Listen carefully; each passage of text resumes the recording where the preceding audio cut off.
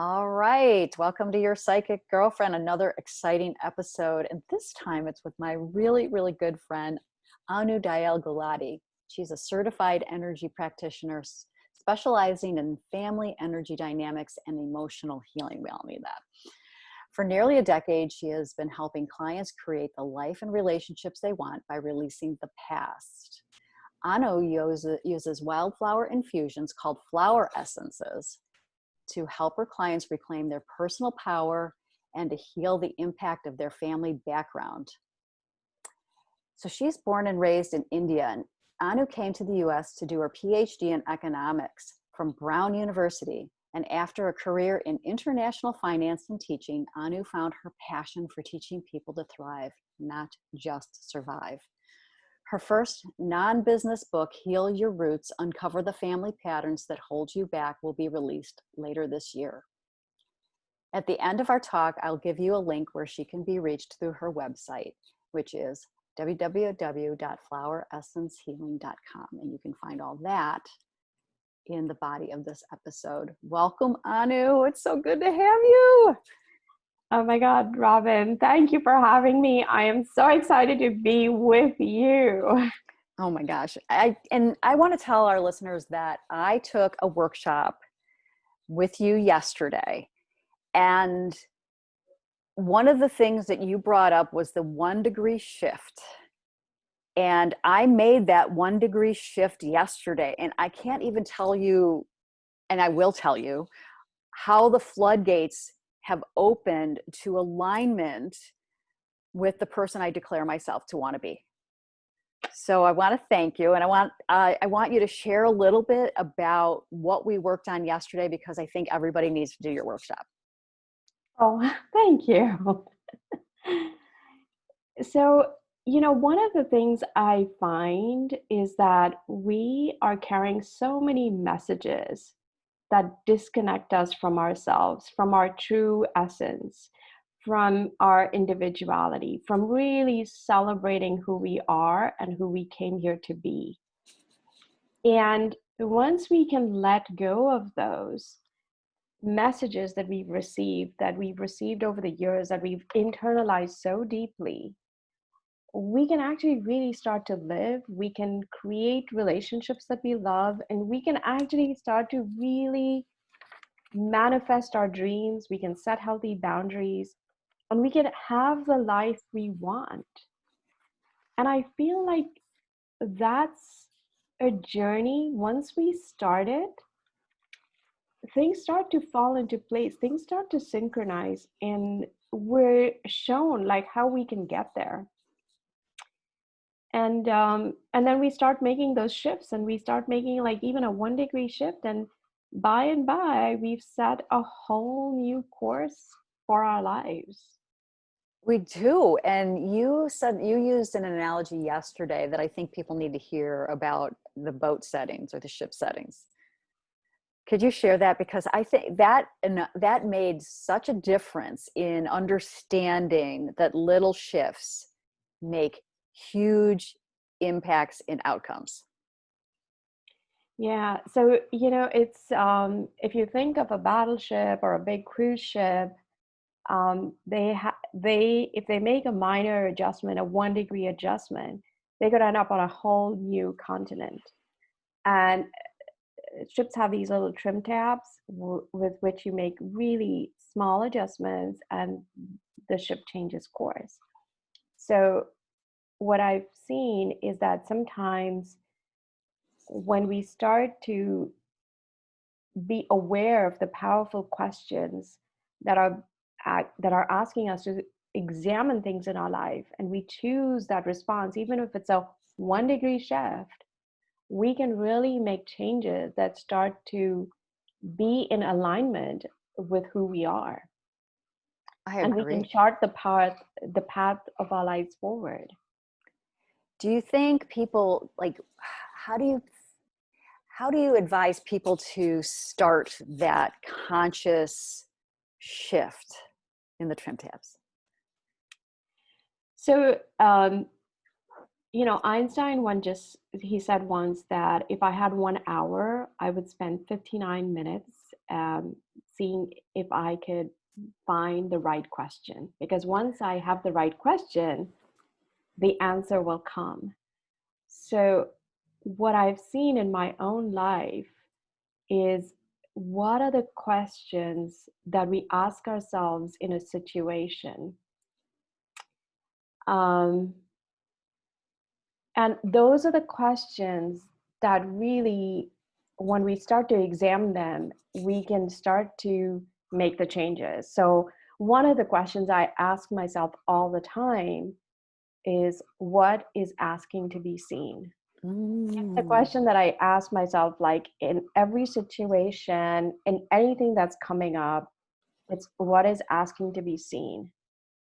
And once I allow myself to sit with that, I allow the universe to speak to me through synchronicity, through little signs, through little messages, through something you might say, through something someone else might say. Then I can sit in that space and I can find my forward movement. I can find the direction that I'm supposed to take. And it allows you to go into a space of surrender, because it really allows you to trust in that space of the universe is working for you, not against you. I agree. In fact, I would probably use in my languaging allowing. Allowing. Yes. So Yeah. once I'd ask that question, and that's such a great question. What is asking to be seen? I love that. It's such a great vibration question. Yeah. I mean, I moved from India, I moved here, I moved multiple times, and I wanted certainty in my life. I really wanted to know what I was doing. I wanted to know where I was going. And today I feel like I'm able to not even take a step. I put one foot down and I say, where I have to put the second one, where I have to put the second foot down is going to be shown to me. All I need to do is start the process by just putting one foot forward. It's not even a full step. And doing that, just it allows me to release a lot of stress, a lot of anxiety. I don't need to know. And I've been a person who always wanted to know. you know? I know. Well, I'm the same way. That's why people come to me, because they want to know. But I add, they want to know that everything will be okay. Yeah. And it will. And when you trust what you're saying, when you trust that the universe is constantly communicating with you, that you can let go of all that stuff that's going on in your head, all those emotions that are coming up. So let's talk a little bit about emotions. Let's talk about like how you see those. Yeah. So I think one of the things is having things go the way we want. And surrender is, the universe sort of is deciding what's best for you. And I mean, I still get upset when things are not going the way I want, but it doesn't last as long. It moves quickly, and I start to notice, oh, what's coming up in me? Why is that emotion being triggered? What is it that I want? What is another piece that I have to let go? Because the more we want to move into alignment with who we are, the more we want to let go of all the extraneous stuff that is not ours, that we're carrying. Um, if somebody has an objection to something I say, if somebody has an objection to something I do, it's a way for me to reflect, what is in me that triggers that response in me, that I don't like what you say or I don't like what you do. It means I still have work to do. Mm-hmm. So it's like opening up to, what is in me that triggers that response in you. Or if I say something that upsets you, it's another place for examination. What is in me that triggers that response in you? It's just like a constant examination and awareness. And then sitting in that place of awareness, really, life can be magical. So. Oh, I agree. It already has. So give me an example of what's been magical in your life. Well, Robin, you've been part of the magic of my life. Well, back You- at you. um, I would say working. So I'll just tell you what happened with flower essences. Hmm. So when I first um, when I first stumbled onto flower essences, I didn't quite know what I had fallen into. And when I would go to this little holistic store, and then one day she came up to me and she gave me a flyer and she said, "You know, you're so curious about this. Here's a workshop. Why don't you go?" And I sort of dilly-dallied and I was like, "Oh, I don't know. I'm an academic. Like, who does things like this? And what will everybody think?" And then I thought, you know what? I'm just going to do it. And I was pretty much it was like the end. I had signed up. And the day I signed up, I had known a woman for a really long time. And she came to me and she said, "You know, I have all these boxes of flower essences, and I think you should have them." And I inherited about 100 bottles from a woman I did not know, because she had got them from the son of a flower essence practitioner who had just passed away. And so I inherited all these bottles. Oh my God. It was like the universe was giving me a message. Well, here you are. And when I actually went for the workshop, I thought we were going to make it a family vacation. Well, nobody actually came. It was just me, because everybody, my son was in the baseball league and whatever. I went by myself and I was like, oh, I bet I got in, because they couldn't fill the course. And I sat next to a woman who had come. We were on the shuttle bus that was going um, to Terra Flora, where the workshop was. And she said, I couldn't get on the course. I was on the wait list. I was too late. I'm thinking, someone is really trying to tell me that here is what you're going to do. And I went for that workshop, and this is it. I am not going back to academia. I am done. And it was life changing. So it's just, I feel like when I look back, there was a constellation of circumstances that just took me to where I am today. Yeah. And it required a lot of courage to give up my job, because I did get another job offer. And I want to say, this is what you said, Robin. When I got this next job offer, when I moved, and you said to me, "Are you tying yourself to a rocket or an anchor?" How wise of me. And I felt like, oh my God, the new job offer, though it has all the trappings, it has everything, it felt like an anchor. Hmm. Mm. But I do know that, now as I look back, it takes time for your rocket to launch. It's not Yeah. going to launch instantly, because we kind of have to shift to the space where the universe then starts to manifest the way we've shifted. Those 1 degree shifts, we keep making them, We and the universe do. synchronizes with those shifts. I agree. I agree. And sometimes the universe is just like, okay, like here's your nudge, and you get nudged and like you like ignore it, and then all of a sudden it's a big old push. Mine always seems to be like, all right, here you go, and I'm like, great, all right. So I mean, I've taught myself to just lean in, trust, so I mean, I lost a job that I loved. I absolutely loved it, but when it happened, there was a relief. And so internally for me, I was like, all right, the universe is telling me that I need to be doing back to this work, Yeah. back to sharing what, gifts that you have and other people, that are doing wonderful healing work, so, and I've been provided for, and I'm like, all right, because that's always been my declaration to the universe. Like, look, I'm happy to fulfill that purpose and to help Yeah. people shift into their purpose.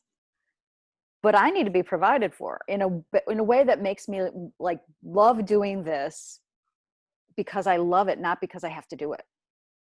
Yeah. And Oh have my, to do it meaning to meet my yes. physical needs and all that, but I know I have to do it. There's like a difference, right? Yeah. It's Yeah. it's like I have to do it. Yeah. Yeah. And I love that. And I think it's, how are we, how how are we stepping into that space? Because I know when I had to leave my dream job and move to Chicago, it was really hard, but the universe had bigger plans. And I feel like sometimes if we let go of our resistance, everything can be so much faster, so much quicker, because we've got rid of the friction. We're like working with that friction all the time. But if we trusted and surrendered and sort of let go, we could maybe really accelerate to where we needed to go.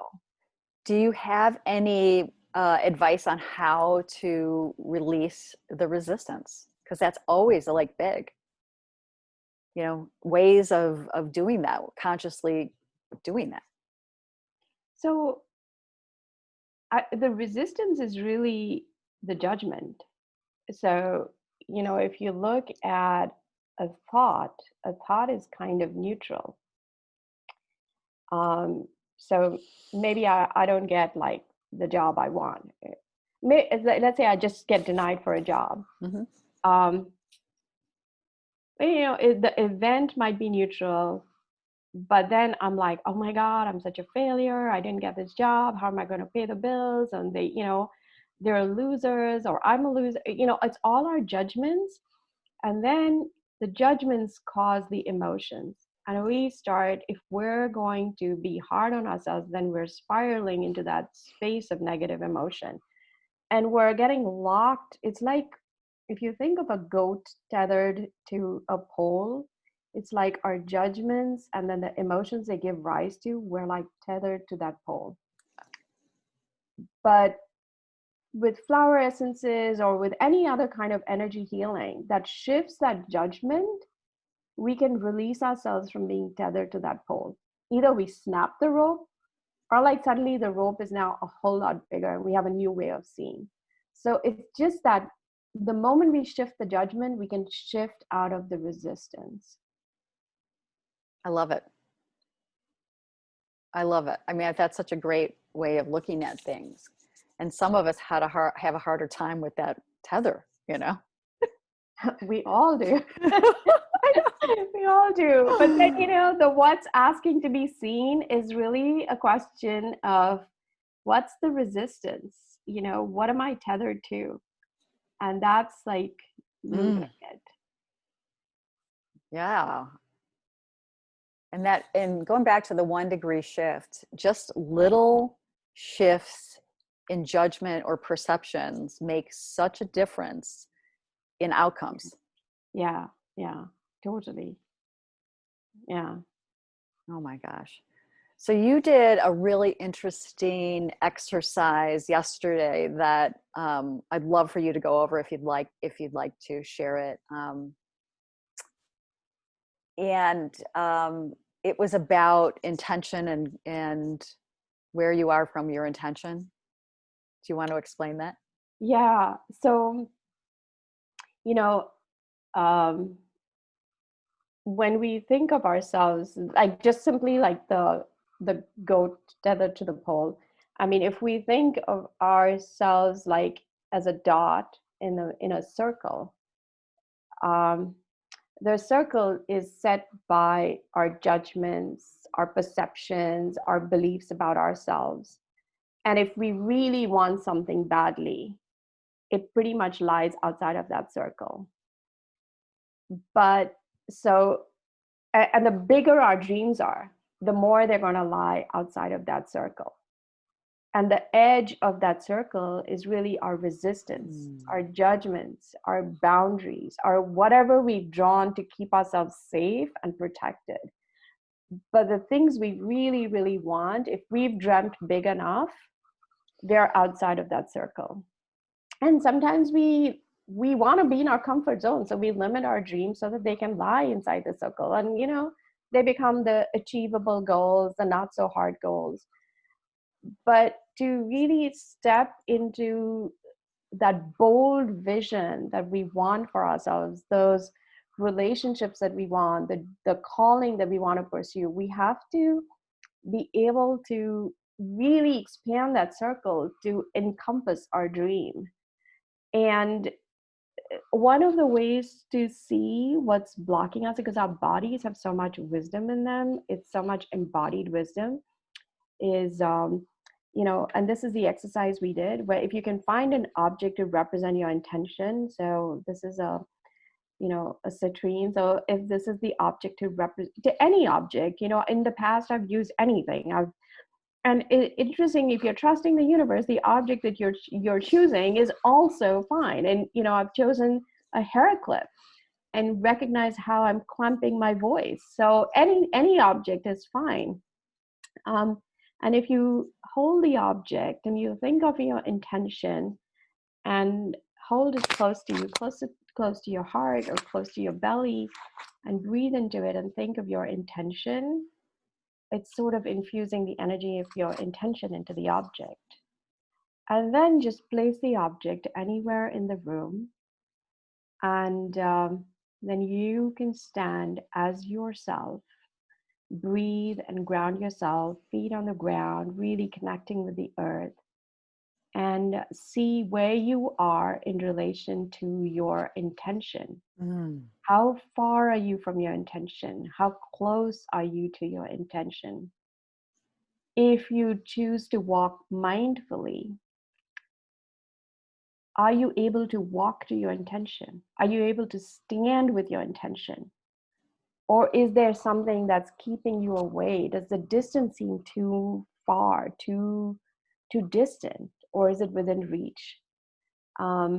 And then the second step to this process is I have people place another object that represents themselves. So now you can see where you are on a flat surface, where you are and where your intention is. And then you can choose to step into the resistance that is between you and your intention.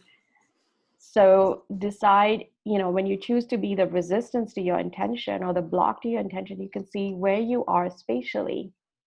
And again, if you drop in and breathe into it, you can start to see what are the emotions that are coming up that are blocking you from your intention. Is it fear? Is it, anger? What is it? What's the insight? There is an insight that comes from entering that space of the resistance. It was such a powerful exercise. And people who know me, super self-aware, but clearly not aware enough.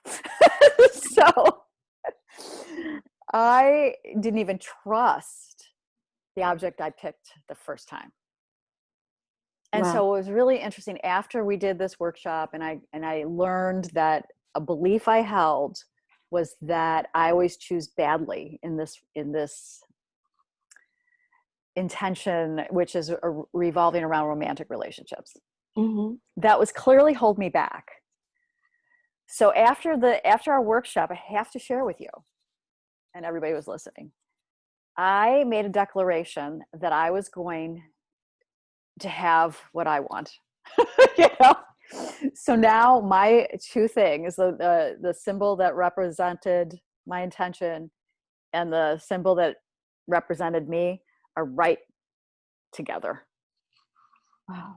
Wow. And they're on the place on my altar that represents relationships. Wow. And after that, I had asked a friend of mine who does energy healing and sound. She does this really out there cosmic stuff, right? And I asked if she would do a trade with me, and she said she agreed. So yesterday, whatever our workshop did ignited this healing on so many different interdimensional levels that like I have this knowing, like it's not even a question. It's I have this knowing that it's already done in the universe and it's just a matter of living into it. So I have to thank you for the magic you brought into my life yesterday. And I really hope that the people that are listening here run and get a session with you. Oh, thank you. I know, I'm serious. Like it's so like I just get tingles even thinking about it because it was what was hidden from me was revealed yesterday through that very simple but powerful exercise.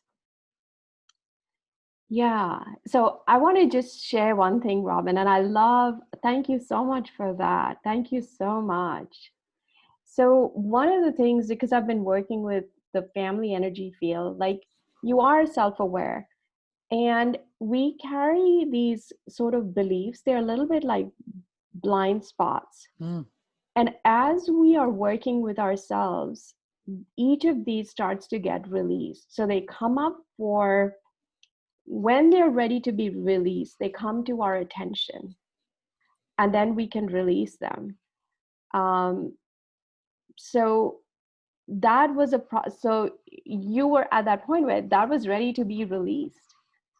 And so it happens, it happens at the time that it's going to happen, because I find like when I'm working with myself in this, what is asking to be seen, I'm amazed that layer after layer after layer of subtle pattern is being shown and being released. Because these beliefs are not necessarily ours. We're carrying them from somebody before us. Do you think, this is just a thought that comes up, but do you think like some of these things that come up for release come up as like, different ages that people had been in the past?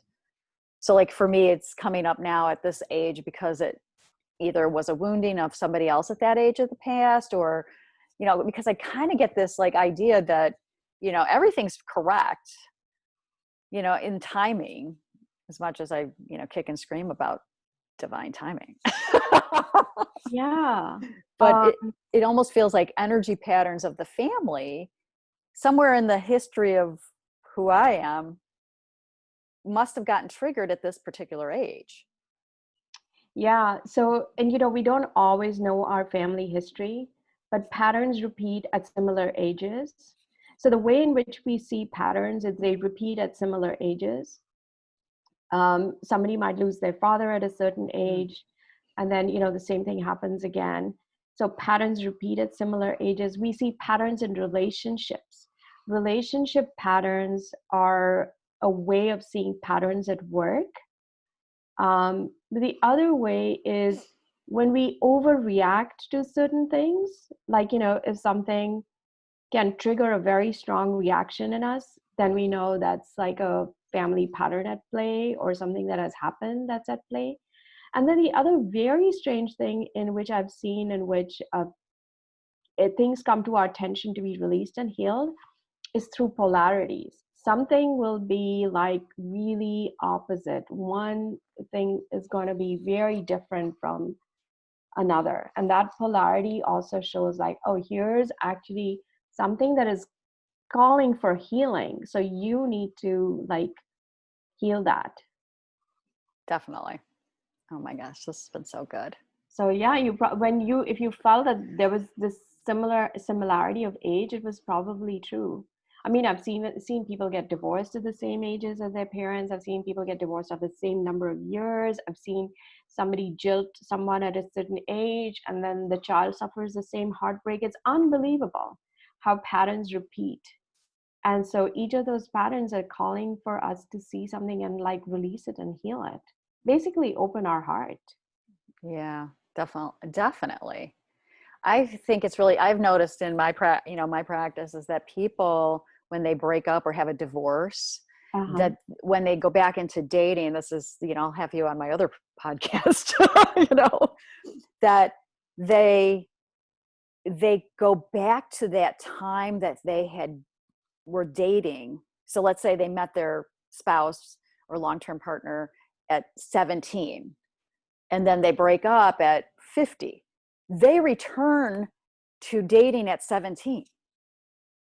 What do you mean by that? Like they act like they're 17 in Mm-hmm. how they look for a mate or a partner, or like if they were, experimenting with everybody on the block, then they go back to that. Like, to me, I just see, like, even with myself, I didn't know how to, when I got divorced, I went returned to like my 20s.